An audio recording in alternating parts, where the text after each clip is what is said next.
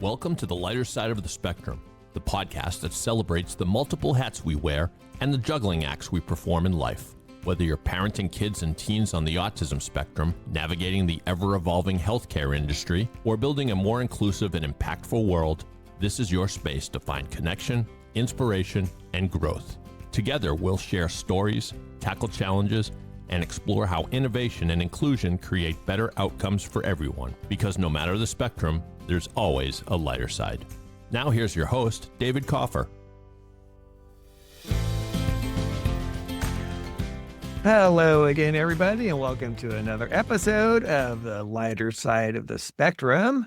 Glad you can join us. Today, we are joined by someone who embodies strength, strategy, and soul, Arti Bhatia. Arti is a dedicated technology leader and a passionate advocate for individuals with disabilities. A mother to a 20-year-old non-speaking autistic student, Sam, she believes deeply in presuming competence and ensuring every child has access to communication and meaningful education. With leadership roles at Microsoft, AWS, and Dell, and years of service with nonprofits like FEAT, that's F-E-A-T, of Washington, she's helped countless families navigate Washington's disability support system, including mine. Arti continues to mentor families across the country, especially within the Indian community. And she's not just advocating, she's living it. Her son, Sam, was just awarded a full scholarship to North Seattle College, yay, Sam. And earlier this year, Arti took him on a 6-week solo journey adventure through India, which was amazing. I followed it vicariously through social media. So from crowded markets to the Taj Mahal, they navigated it all together. And I'm really excited to welcome my friend Arti to the show. Thank you, Arti. Hi, David. How are you? I'm good. You could tell I'm a little bit excited. I've got the energy going. How are you doing? Yeah, I'm pretty excited too. Good. You here? Yeah. Well, let's start. Of course, Sam is your awesome son. You said we know he's 20, but tell us a little bit about the early days of your journey, because as with many of us, you face some challenges. But tell us maybe a little bit about like the diagnosis and some of the early challenges that you faced with Sam. So Sam was born in India. So we immigrated from India when he was about two and a half. Okay. So we did not even know that he was autistic until we moved to the United States, and he was actually diagnosed at Seattle Children's around three years. He was in the early intervention program for a few months at Kindring.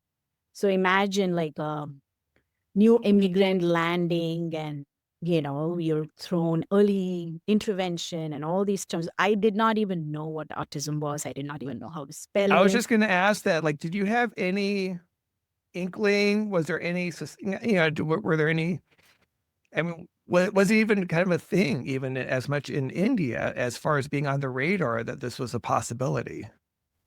No. So this was way back in 2006. Right. Yeah.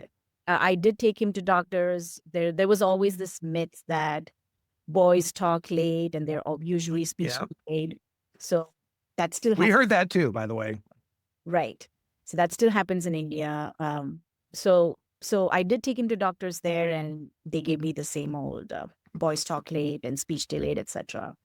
But when I came here, I actually, if my friend is listening to this, she was the one who was doing her PhD and she was specializing in autism. And I watched this Oprah Winfrey show on TV, and that's when, Jenny McCarthy was talking about autism, and she had listed a list of... I watched that, Arti. Yes. That was, it was the same thing for me. Oh my gosh, I just got chills. I remember that vividly. There's like a checklist. Yes. I still remember that day. So then I pinged my friend, and she was like, Arti, autism is really rare. I don't think Sam has autism. I'm like, he hits almost 90% of the ATOS or whatever that whole checklist was. Yeah, whatever it was. Yeah. And then I immediately enrolled him hindering center for early intervention because they had a huge wait list for diagnosis at Seattle Children's. Right. He got diagnosed. We got into, all the benefits, speech therapy, occupational therapy, everything else. We started off as a big, ABA, floor time, ILS. I mean, name it, David, we have done it. Of course. Join the club, right? And because especially again, relatively speaking, it wasn't that long ago historically, but again, in terms of kind of the whole autism movement and awareness and all that, it seems like just generations ago, it feels like. I still remember watching that Autism Speaks video. Oh God, yeah. That video, yeah. So it freaked me out. I was like, I need to do something about this, and I'm a roll up my sleeves, get my hands dirty. Yes, you are. I will speak to that. Yes. So I don't sit and think through things. I'm like, let's just go do it, and we'll figure it along the way. That's how it was. I did learn a lot. We met some amazing people along the way, right? He had a great BCBA in those early years. She really helped us a lot. I kind of learned how ABA could be, with a real good BCBA from her. I don't think she practices anymore, but we're still good friends. And that's cool. A lot. Yeah. And yeah, so he wasn't those days, this really well, right? ABA was the science. Yep, the evidence-based scientific method. And so I got really immersed in that. I also used to go to Rosemary White in Shoreline. We were just there today because we picked up Stone's therapist, and she joined us for brain enhancement therapy. She wanted to check it out. That's awesome. Yeah, so I actually read about flow time, and I read Dr. Greenspan's book, and I really believed in connecting with Sam, and having him lead the way. And I still, even after 20 years, I still believe in that. It's him leading the way, right? He's the North Star. He's going to decide what he wants to do. My tagline these days is, my purpose is to help him find his purpose. I love it. So I strongly believe in that, and floor time really helped me connect. OT, speech therapist, obviously we were all focused on speech because Sam can speak a little bit. He does have the words. So people always used to tell me, we just have to improve his speech. There was so much on rote speech that we never focused on AAC and other items. We did try Touch Chat. It used to be Nova Chat those days with the bulk. Okay. Yeah. Bulky system. So we went to Seattle Children's and got him tested for all that. But there was never this push to, basic communication beyond just manding and requesting. There was never this push to, hey, he can communicate age appropriately if given the right tools. It's too much focus on speech. So fast forward, I don't know, 17, Sam turned 17, and Soma comes to Oregon, and I want to tell just for those who don't know, tell our audience who Soma is. So Soma Mukhopadhyay is the founder of RPM, the Rapid Prompting Method. And she's created this academic method that teaches non-speaking autistics like Sam to communicate age appropriately and also get age appropriate education access. So one of our good friends, common friends, David, so she told me, Arti, you may want to try this, because I had hit a wall when Sam turned 17. Yeah. What's next? A life skills program and whatnot. Yeah, exactly. No, it's just parallel paths, Arti. It's amazing. Right. So I created this really sad Facebook post, and our common friend saw that. She was like, have you tried RPM? Have you met Soma? Maybe you should. And I was like, I've heard about RPM, but I thought it was only for completely non-speaking kids. And Sam had a few words. So there was always this. Okay. So yeah, that was kind of the caveat at the time. Right. He can speak. I'm like, he can, but he cannot make functional speech, right? Right. Active communication is still not there. He cannot express himself beyond, I want water or I want biscotti. So and Soma was coming to Portland, which is 3 hours from here. And I was like, what's there to lose? I may lose a few $100, Right. and it's just a couple of days. So Sam and I went there, and that trip changed our lives. This was actually exactly 3 years ago, April 2022. Oh, wow. Okay. So yeah, again, just a few months ahead of our trip, which was September down to San Diego. Right.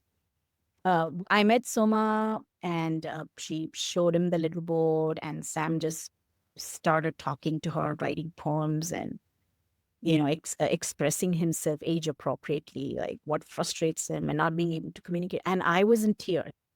Oh, sure. I was just going to say, what was your reaction? Yeah, I was in tears. I was recording it at the same time, and I was like, I couldn't believe my eyes. So the first session was, I don't believe this. I need to come back again the following day. Right. So we had a room in one of the hotels in Portland, and I was sharing that with my husband, like, can you believe this? And we both were like, no, can Sammy? Does he even know these words? Was our first question, right? Right. Mountain. And he wrote a beautiful poem about how there's a boat that was lost in the sea, and then it found an island, and so the person kind of survived because he saw an island and whatnot. So the next day we go again. So we had booked 4 sessions with Soma, and then I believed more and more and more, and she showed me a lot of skills that Sam had, math skills, right? So Soma was really good at math, and Right. that blew my mind too. Yeah. What? He was getting what, I don't know, 2nd, 3rd grade level curriculum at school. Yep. Exactly. Yeah. And here he was doing algebra with her. So I was blown away. I was determined that we tried all these things over the last 17 years. So when I was driving back, I thought, okay, I need to give this a year, and I need to go all in, all my energy, resources, money into this, because I've seen it work in front of my eyes. So I need to do this. So I came back home. I ordered all her books. She had written like 8 books, ordered all of them, rolled up my sleeves again, got into all the Facebook groups, read all the files. I'm laughing because I'm like, yeah, of course you did. Yeah. Started reading everything, like marking everything and asking questions. And then there is a mom here, Cindy Blasco. I think you've heard of her, right? So she was the one who kind of mentored me and coached me, like, hey, this is how it's done, and this is how her son has been doing it, and he's an independent typer now. So I got really inspired by that, and that's how I met all of you along the way. Right. In a few months. Yep. I'm just going to, and just mention again, for those who are listening again, who maybe don't have the background on kind of RPM and spelling, they're related. They're called what, close cousins. I don't know how whatever metaphor you want to use, but it was the precursor to Spelling to Communicate. Elizabeth, the founder, Elizabeth Vossler of Spelling to Communicate, worked. She learned the methodology. She learned RPM, and then guys that kind of put her own flavor on it and incorporated her skill set and background as speech therapist, and kind of developed Spelling to Communicate, and that has evolved to the spelling methodology. There were others who worked with her, and so there's kind of these different. I just kind of call them flavors, but they're all based on the same principle, which is first and foremost, presuming competence, that the capability, the intelligence is there, and it's just really unlocking it, and it's really our kids. What we found out, right? Like, I'm sure it was a discovery for you, is it was really motor. It's a motor planning issue. It had nothing to do with cognitive abilities, which is different than what we've been told all of their lives. Yeah, and one important call out is after Sam started spelling, Sam and I went to Motomorphosis for the first time in DC with Tracy and all our other friends, and that was the first time I saw Sam sitting in a conference for 2 days, focused, absorbing everything in. This is a kid who wouldn't sit for more than 30 seconds or 1 minute and do something, right? And he was sitting on the front row, listening to all the speakers, and taking his body breaks and coming back. he was so happy. It was like he was within his This is people. people. Yeah. This is his community, his people. And that conference also really helped me a lot to see others. I was not, I mean, you can always say, oh, yeah, we presume competence, but putting that in action is not easy. When you Right. have days, you're like, oh, am I doing this right? And people around you are like, maybe we should go back to what we were doing, which was working somewhat, right? Uh, but this conference really opened my eyes because I met, I don't know, hundreds of parents. Cool. There were some older kids. I clearly remember another mom I met, and I was like, "What do I do with Sam now? Like he's 17," and she said, "Well, you can still have him go through high school. You know, so I was not very sure about that. I was like, well, I only have a couple of years or maybe 3 years. But I came back and I was determined to have him go through the high school curriculum. So I pulled him out of the brick and mortar school and we enrolled in WACA, which is Connections Academy. It's an online public school for Washington State. I met some amazing teachers there and I told them what we're going through, and they gave us some fundamentals of, 8th grade and 7th grade curriculum, which he just breezed through. Oh, sure. Yeah. And then we filled some gaps with North Seattle College's High School Plus program. So they have a program where students who don't have enough credits for high school can fill those gaps with some specialized classes. So we took English and math through our North Seattle College, and then we finished all the other credits through WACA. It took us a couple of years to do all that, but we were like all in again. And in I had the help of another tutor who helped Sam. How did you find? How did you find the program at North Seattle College? How did you learn about that? I always knew there are high school plus programs. Like these are actually for students who drop out, right, or low income, or for some reason they were not some type of an alternative. Correct. Alternative path. So I actually just called a lot of colleges in the area, like Lake Washington, Calvin. You hear Stone's making his appearance. Okay, Stone. Bellevue College, North Seattle College, right? So North Seattle College is just 10 minutes from us. And I just picked up the phone and called the advisor. And I told her our situation. And she asked me to send all his high school credits and then compared with the Washington State credits, and told me about the gaps and how he and Sam had also done a lot of like lawn mowing certification and a lot of life skills stuff that she took as lab credits and such. And I had that's good. Yeah, that's great.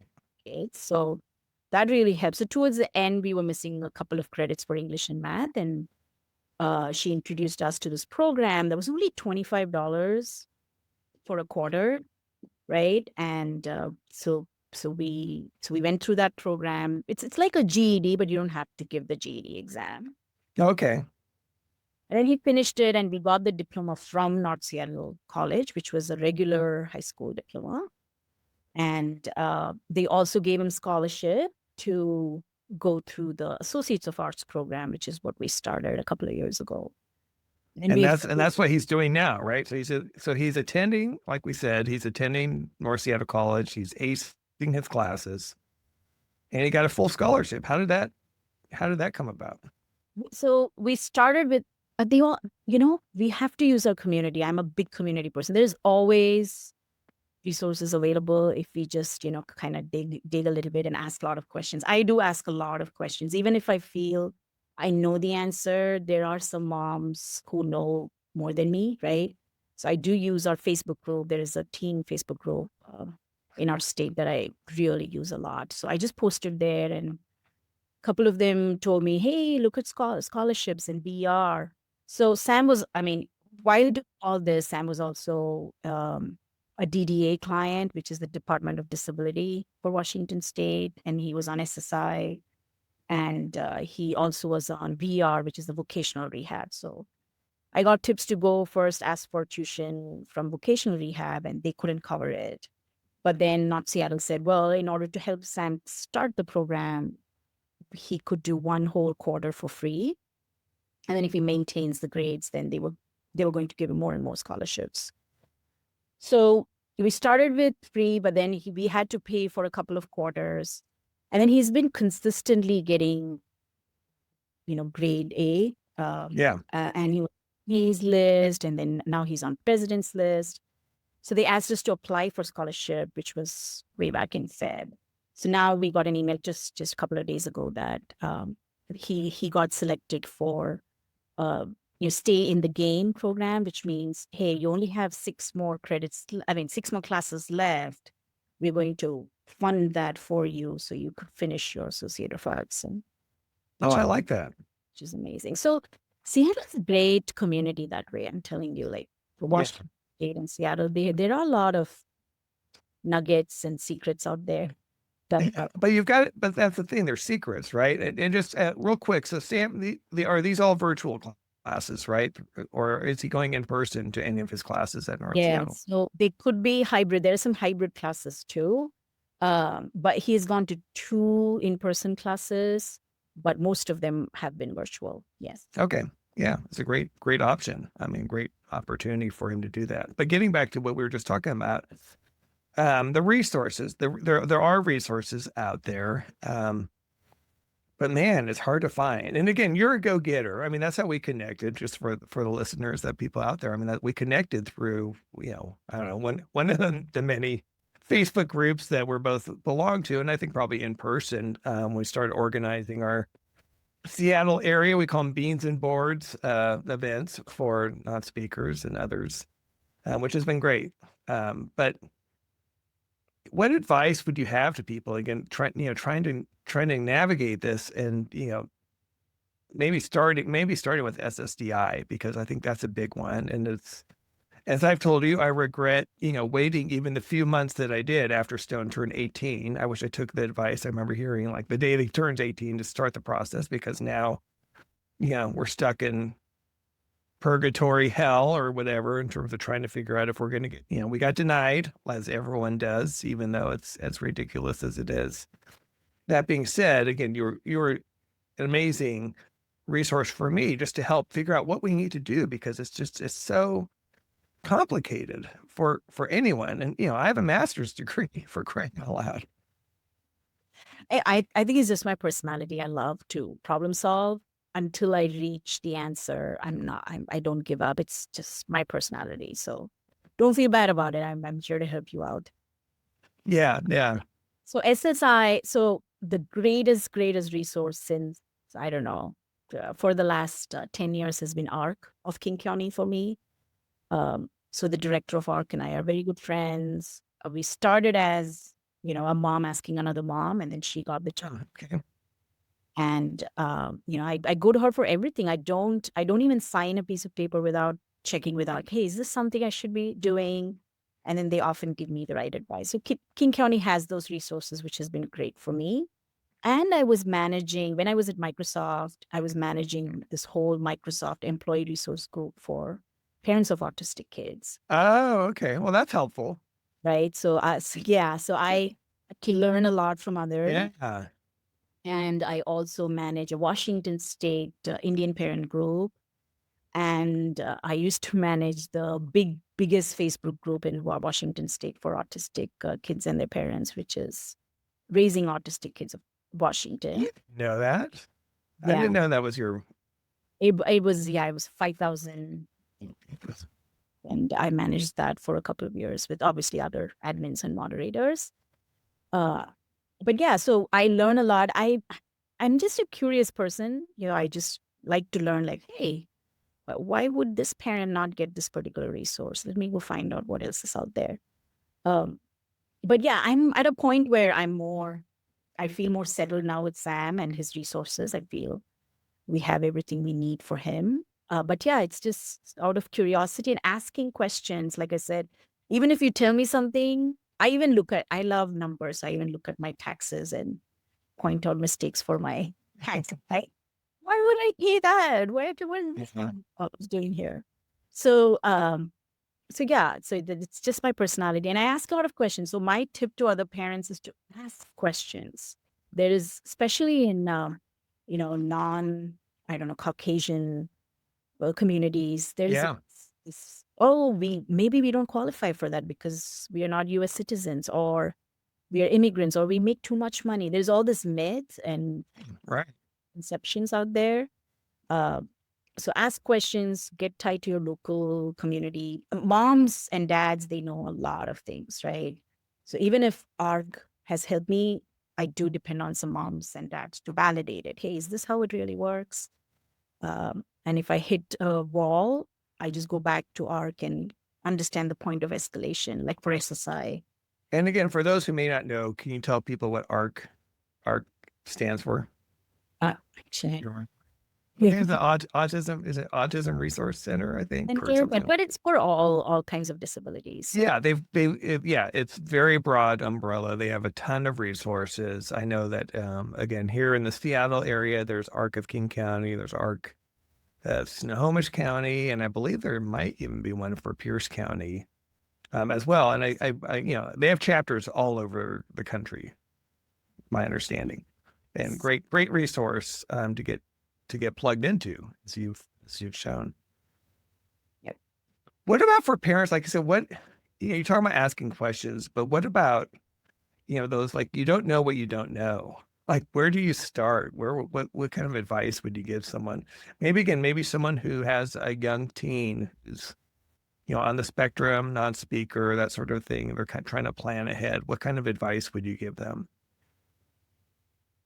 Well, so I definitely get into your local ARC or whatever it's called. I think it's called Regional Center in California, right? They're the ones that help clients out.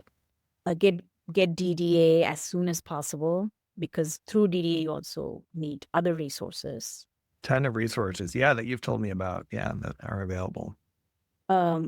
And then local parents, if there are any Facebook groups, I always encourage parents to even go out of their community. Sometimes parents get too comfortable within their community, Right? Indian community, right? We all kind of share the same resources, but I encourage parents to go out of your community, out of your comfort zone, to ask these questions. Like, hey, am I going to sound stupid? It's okay if you sound stupid, or if you're basic, right? But you need help and support, so you have to reach out. And there are some free resources out there. I also like to search, because these huge Facebook groups that have existed for, I don't know, 15 years, they have tons and tons of information. So I just use the search button a lot. See, you're one of those smart people that actually searches the groups, and you don't just like post the same question. Hey, does anyone know? Question that's been asked 5 times before. I do use, the double quotes and search and read. And then I ask the question, because now you know the basics of that issue. And now you're like, hey, I have done all these things, but I'm still stuck with, say, an SSI denial. What is my next step? Should I go to a lawyer? Should I go to my congresswoman? So I try to do my homework. And because I have more time at night after Sam is in bed. Yeah. So instead of calling somebody or WhatsApping somebody, I just would read through things and then ask. So that's I always jokingly call that my second shift.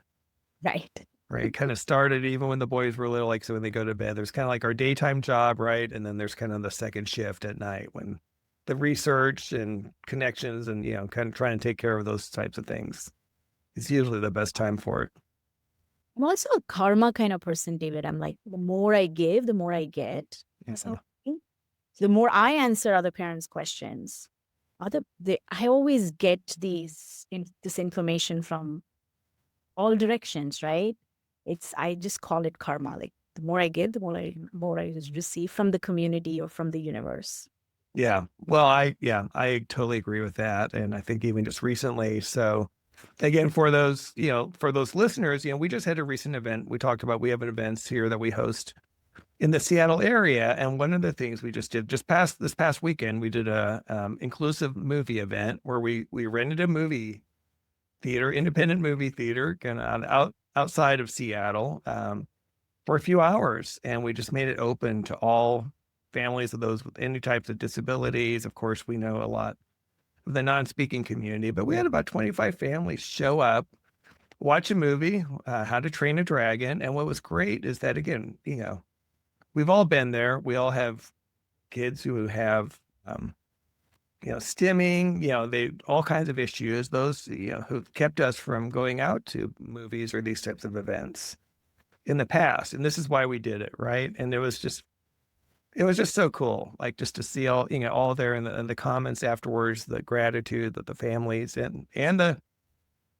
and the non-speakers and, the attendees had for something like that. It's just, there's no price you could put on that. Yeah, we all got pretty emotional. It's one of the best things I've done in the last, I don't know, few years, post-COVID, I would say. So thanks for working with us on that. It was amazing. Oh yeah. Yeah. We've got a great local crew. It's something, again, I want to promote more, again, in our groups, to say, look, this is something that others can do in your communities. It doesn't take much. It really doesn't. Just, to organize it. And it's so meaningful. Oh my gosh. Like I said, just to see how happy, they call them kids, but again, our sons are young adults, but they were just, it just meant a ton to them. But, I want to talk, Arti, because again, I think this is so impressive. I want to talk about your trip to India. So you guys packed up, you and Sam packed up and took, what was it? How long did you end up staying there? It was 5 or 6 weeks? Exactly 6 weeks. 6 weeks. The two of you. Yes. This was something I always wanted to do. So Sam has visited India, I think, once with me. So between 2006 and 2025, Okay. India once with me because he could not tolerate the long flights and the time zone issues and jet lag. Oh, sure. And the noise. So I did take him, I think, when he was 13, way back in 2016, 2017. And I had to come back early because it was too difficult. hard for him. And because of, Sam and his need, my husband and I usually take turns. Like he'll travel to meet his parents and come back. Oh, okay. Right. I would travel to meet my folks and come back. But then, so we always used to take turns so Sam could be home. But I thought I would try, but it was not a successful trip. So we had to switch our tickets and come back early, which is too much for all of us. And I probably was not prepared. And see, this was also the time when I did not presume competence. I had my own expectations out of Sam. Right. Why are you so upset about, I don't know, a dog barking outside? She shouldn't. Right. Yeah, it was a different world for us, right? As parents. Right. Why are you not behaving yourself? Why are you jumping, No. making noises and whatnot?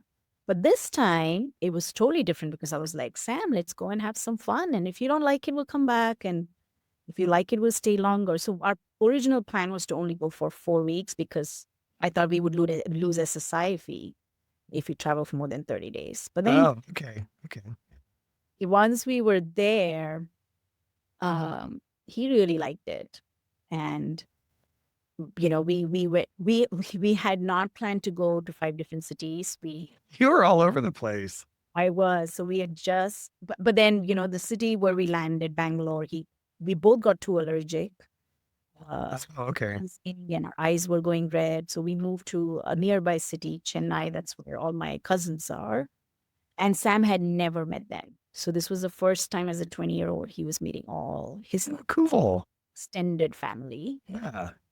Which was fun. And, my cousins are on my Facebook and they're in touch with me. So they know how I think and feel about everything around our journey and life. So they were very respectful. They had all prepared for him, like had his favorite food and, Oh, that's great.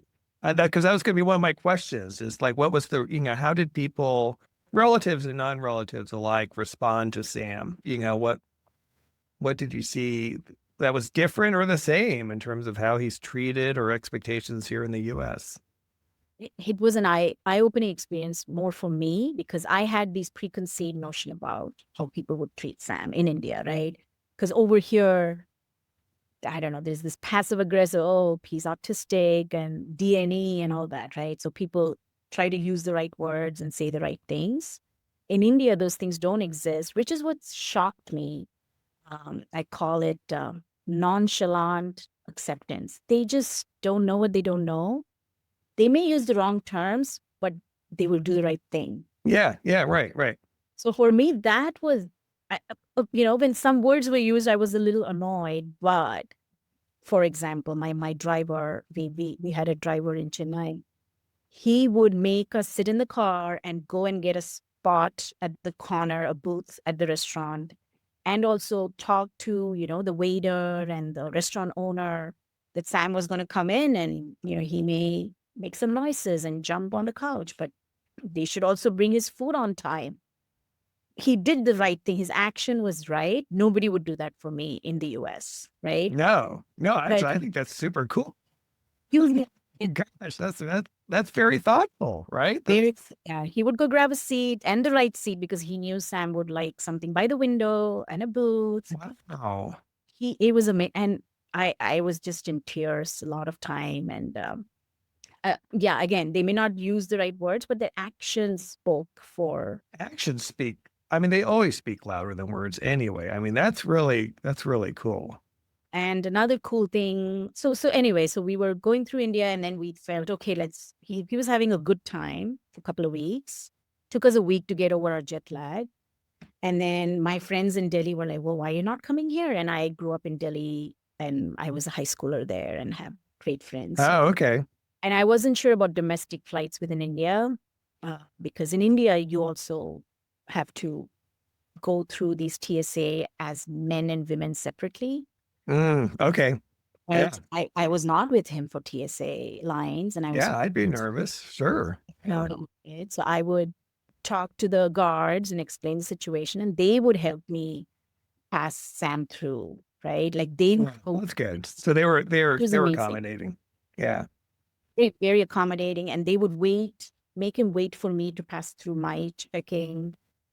It was just very pleasant. And I also speak multiple Indian languages, so that helps too. I could explain. So the domestic flights were fun. And then I decided, okay, then we should do more. And my husband said, well, I don't know why you're coming back. You seem to be having fun. Right. Then we went to Goa, which is like the coast. Sam is a beach person. Yeah, he loves the water. Yeah, so we went to Goa and then we went to this other beach in Kovalam. Where he learned to surf. Like we have been trying to teach Sam to surf for hours in Hawaii, but he picked up surfing in like 15 minutes in Kovalam. Yeah, it was. What do you think the difference was? I think it just clicked because of the practice in Hawaii, but the guy, the coach was, I think he could relate to him. It was his people, Yeah.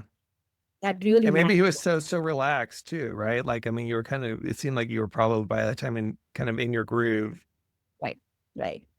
And so he learned to surf and then we're going to try next time when we go, we're going to try paddle boarding. So that place kind of provides all these services. Yeah. They are experienced with autistic population. So what tips do you have for parents in terms of, traveling with our kids, especially for a long trip like that? What were some of the things that worked really well, or maybe some of the things that maybe you would do differently next time? So I would say I started with a short trip from Seattle to Portland, right? Years ago when he was 5. And then we went Seattle to San Francisco and then slowly to Austin and New York and Hawaii. So I don't think I would have put him on a 15 or 20-hour flight to India when he was little.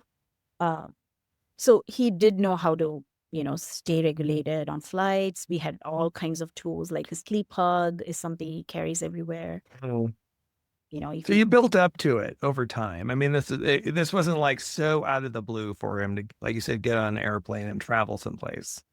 Right. I have taken him to Sydney once, which was the longest That's those are long trips. Sam used to travel much better when he was preteen.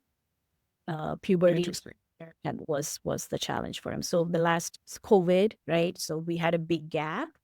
So this is the longest he has gone since COVID, I would say. And we had to reteach him, relearn how to stay regulated and co-regulate with him. And Sam's also a tall kid, so he cannot sit for a very long time. Yeah, he's a big guy. So the OT helped him, do some stretch exercises. And while flying back, I have to say, I mentioned is Emirates. So we flew back through Emirates, and they are certified and trained to handle autistic population and help support them. They just got the training, I think, 3 months ago. And I could see the difference. It was fresh. Yeah. I could see the difference because he was moving around and nobody seemed to ask any questions. They always gave his food before we all got our food, right? So they were very considerate and kept asking us. Oh, that's great. What a great experience. This was a 14.5-hour flight from Dubai. Wow. I would have a hard time with that. I mean, I can't imagine again dealing with dysregulation. I have a quick question, then I want to get into our segments, because you had mentioned saying that travel was a little tougher now than younger. I'm curious because this has come up in discussions in terms of our experience, and we've both had to deal with impulsive behavior, right? Kind of like these outbursts. Did that change after he started spelling, or is that something? Yes, yes, I would say. But COVID really, put us behind travel for a few years, right? 3-4 years. So Yeah, sure. Yes. But yeah, spelling really helped, and we had all the tools ready. And we did a few trips. We went to Hawaii before that, so we had done some 5-4-hour trips, but not such a long trip. And I have to admit, I was pretty nervous. I could not, I couldn't sleep for nights. We also prepared him for the jet lag, so he could, we had to talk to his doctor about medicines and what is Sure. Oh yeah. Yeah. No, you guys were well prepared. sleep through the plane and everything. Yeah.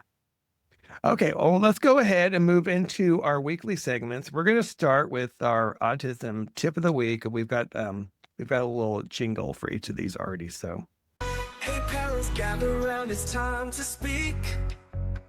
We're here with your tip of the week. Strategies and wisdom just for you. Autism parents, we know what you go through. Okay, it's time for our tip of the week. And Arti, do you have anything that you want to share with our audience?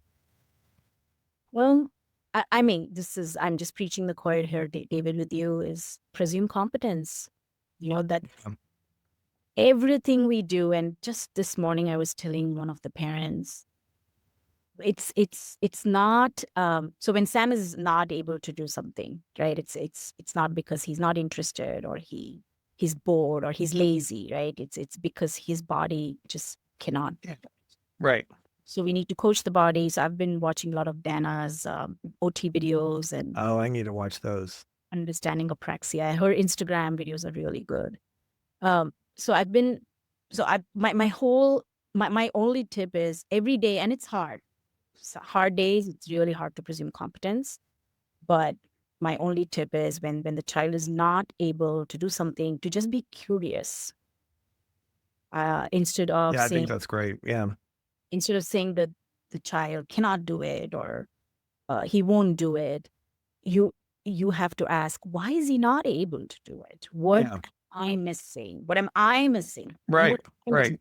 Go a little deeper. Right. I mean, because like you said, there's a reason for it, not beyond just that, oh, they're not interested or whatever. Right? I mean, last summer, David, Sam could bike a little bit, but he was never confident to go on long bike rides. Then when the whole outdoors for all opened, we started with a sitting 3-wheel for a few days, and then we did the, standing, whatever it's called, 3-wheel for a few days. Yeah. Right. Eventually, towards the end of summer, we were on a 2-wheeler. So we had to instead of giving him though he was totally capable of doing a 2-wheeler, but he just couldn't figure out steps that he needed to balance himself. But but we knew that, hey, he needed more support and help in order to get there, and he would eventually get there, if not last year, this year, or the next couple of years, right? So it's more about what is the missing piece. What are we missing? What are we not understanding about his body's needs? Yeah. And how to compensate and never give up. I think there's always an answer to their issues. This morning I was telling another parent, Sam would never touch soap because he has the sensory, anything gooey like soap, yogurt. So then our OT said, well, have you tried a loofah? It was such a small accommodation that he needed. to put soap on Lufa, and he could take showers independently, right? So it's the cute bells. Hi, Stone. Yeah. How you doing? He's happy. All right.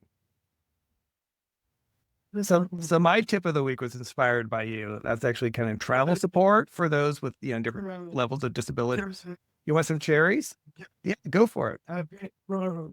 And that is, there are a couple of resources. I took Stone down to LA a few months ago for the Rose Bowl. We had a trip together. So TSA Cares, which is a free assistance program where you can request help from TSA ahead of your flight. From trained staff, and again, we did that through CTAC, and it was great. It really helped us a lot. And then the other resource, and I can't remember if you used this or not, which is the Hidden Disability Sunflower. Yeah, you talked about that, right? So for those who are watching, you get these lanyards. You get to wear them, one for the caretaker and then one for the traveler. That kind of basically alerts airport staff, right, that you or your companion may need extra patience, assistance, or time, without him explaining it. And a lot of airports now around the world are trained on that. They recognize that and they make accommodations. So it sounds like you've used those both as well. Yes, and we could even use that in the community. So Sam and I went for a theater show, and he was wearing that. Easily recognized it in Seattle, at least. So if those airports use them, try to wear it out in the community too, because there are some community. See, that's a great tip. I didn't know that. Like I said, it's usually just kind of sitting in the drawer. I just figure it's just for the airport, but that's a good idea for going out and about other places. All right, next segment, autism, fact or fiction. We've got a little jingle for that as well. Get QuickTime ready, and here we go. This is Autism, Fact or Fiction. We're breaking down what's real, what's rumor, and what might surprise you. Let's go. Okay, time for autism, fact or fiction. Arti, do you have anything for us here? Fiction is our kids are not capable of doing age-appropriate education, right? That right. Complete myth. It's not only autistic kids. I totally believe that every kid that is not that does not have access to education now has just not been given because we haven't figured out the tools for them yet. Could be any disability. Complete fiction. Do not believe in that. Give them access to education. If the school is not giving it, you figure it out yourself. There's so many resources out there, like online academies and chronic. Right. Yeah, so many resources now and information, right? I mean, yeah, I think that's great. That's great tip. Like you say, just do it. I was gonna say you could fight for it, but now it's almost like I wouldn't even say to fight for it, because if you have the ability to do it yourself, just do it. Save your time and money. But again, it is your right. It's your child's right to get that education. But there are those resources available. So that's awesome. Yeah, I mean, if you have the energy to fight, it's more about energy than money too, because you only it's both, right? Depending on the situation. An energy during the day. So would you do that to fight, or would you do, especially when you're in high school and stuff? You just have to make some decisions sooner than later.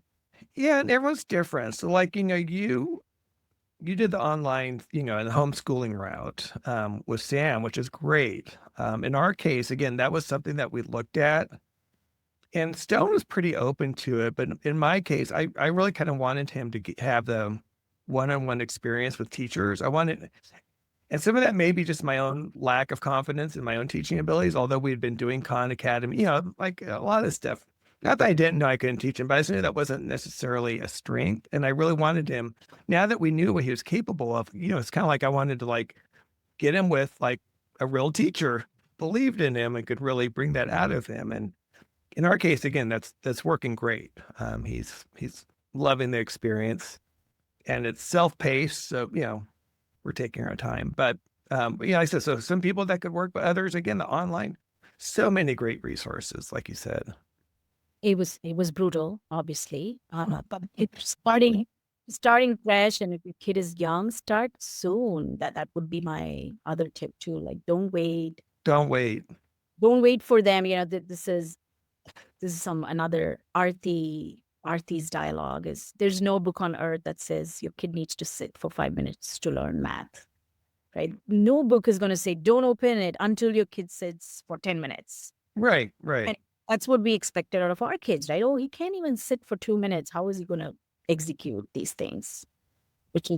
That's a great point. There's so much in the current education model or the old or whatever the old model that they're trying to apply to this world that just is so dumb. It's just irrelevant. It just doesn't even make sense at all. And when it comes to the capability of learning, just understanding that they are sponges. Right. They are so capable of learning beyond. But any teacher, I don't know about Sam, I know any teacher that Stone had thought was possible. That's awesome. And Brightmont, I actually talk about Brightmont a lot in local groups too. And I know you recently did a podcast with them. I've shared years. So it's great that it's an amazing resource for you guys. And I envy parents of younger kids, right? They have so much potential and resources out there now that you and I probably didn't have. Oh yeah, absolutely. But the one thing, again, I think, again, in terms of kind of parting advice, before we get to parent confessions, in both of our cases, again, you said ask questions, but you really do have to get involved. I mean, I wish I started sooner. I mean, I was a very involved parent as best as I thought I could be, but again, knowing what I know now, I wish I was even more so. But it does take that. That's what I tell other parents. Don't just sit back and, as bad as it sounds, just expect that the right thing's going to be done, because it might not be. I mean, what they're going to do is what's the minimal requirement, most likely. And whatever the minimal requirement is, probably isn't what's best for your kid. So fight for that. And for us, it was more around, life skills too, right? Like I did not think Sam would enjoy few years of just doing life skills and figuring out a job. So yeah, I completely agree with you. I thought I was a very, very, very involved parent, but I obviously missed some of those signs. Well, yeah. Well, we were. I mean, we were involved. Again, it's just like I said earlier, you don't know what you don't know. And we just, again, if we could go back and change it, I would. And that's perfect segue into parent confession time. All right. One more jingle.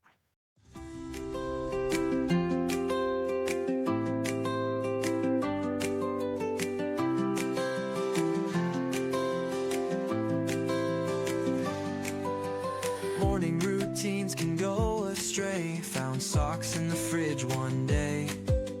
Laughter's the best remedy. Hey, we're just finding our own way. Mom, Dad, confessions.